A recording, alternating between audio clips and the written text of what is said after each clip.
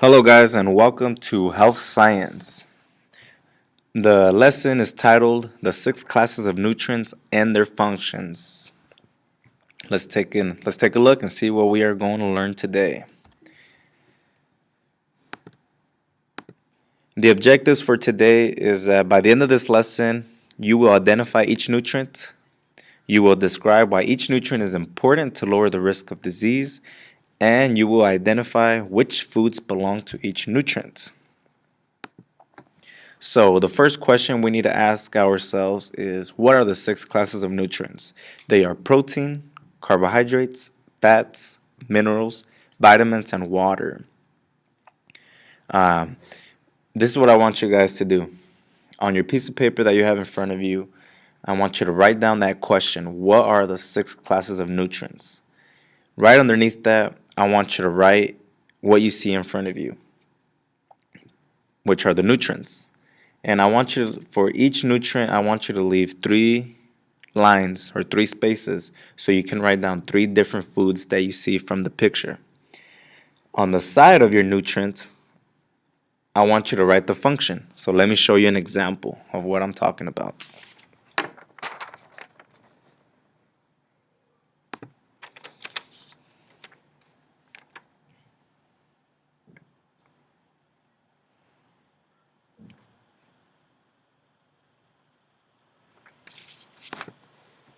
So as you can see, I wrote down protein and I wrote down fish, chicken, eggs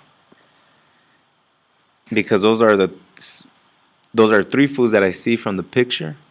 And I want you to do the same for carbohydrates, fats, minerals, vitamins, and water. You're going to leave it by itself. So go ahead and do that now. Go ahead and pause your screen and go ahead and do that.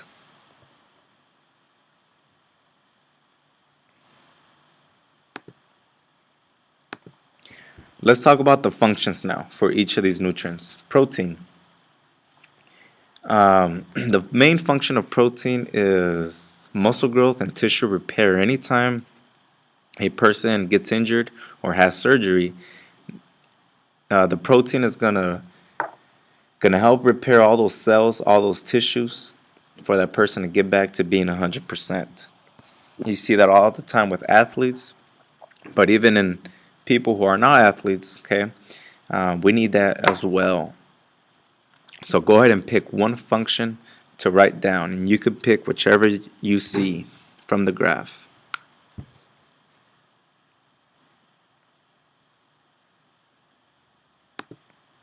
Carbohydrates, or carbs for short. The main function of carbohydrates is that it gives us the greatest amount of energy of any nutrients. It is recommended by the FDA that we consume at least 50% of carbohydrates in our daily calories because it's needed. Definitely needed if you work a 12-hour shift, or if you're running a marathon, or if you're doing something that is just going to require you to be up on your feet doing things. So go ahead and write down the function. It is the body's preferred source of energy.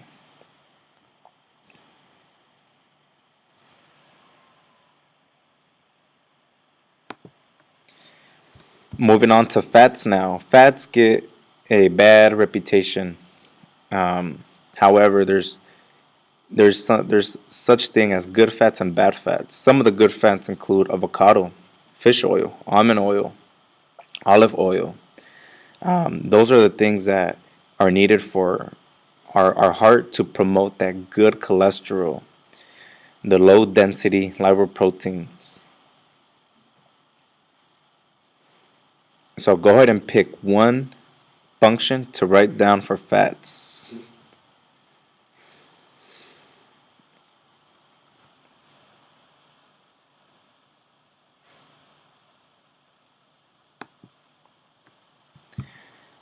The power of minerals.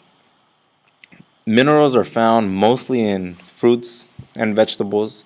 These minerals are elements that we see on the periodic table like zinc, calcium, magnesium, potassium, iron.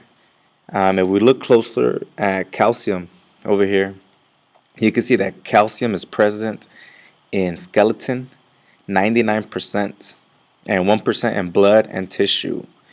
The function for calcium is that they aid in bone structure.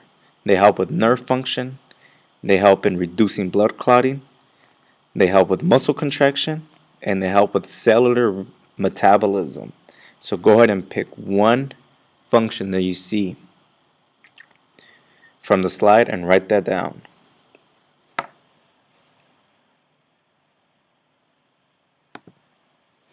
Vitamins. Vitamins are put in two separate categories. One is called fat-soluble vitamins. The other one is called water-soluble vitamins. And the difference is that one tends to stick to your body a little longer than the other ones. The fat-soluble vitamins are the ones that tend to stick. They are A, D, E, and K, and those are primarily found in the oils. The water-soluble vitamins are primarily found in fruits, and those are flushed out in and out of your body.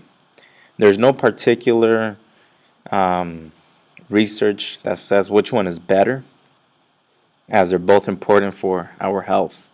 If you see over here on the graph, we have vitamin A, beneficial in treating eye disorder and skin infection. If you go all the way down to vitamin C, it helps treat the common cold. So definitely both are important. So go ahead and write down one function from any vitamin that you see.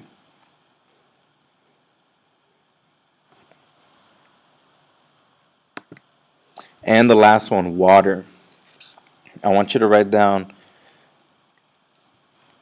one function that you like. Regulates body temperature, helps get rid of toxins through urine, lubricates our joints, increases metabolism, helps absorb and transport nutrients and oxygen to cells. And that's why water is important.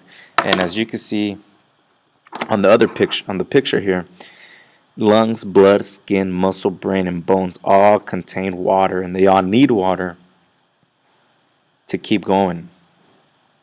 That's why we hear it all the time. Drink your water, especially in the summertime. Okay, so this is the actual function of water. Go ahead and write one down. When you are finished, writing the function down, go ahead and put your pencils down. Tomorrow, I will let you know what you are going to do in class with this information. Okay, so I'll see you guys then.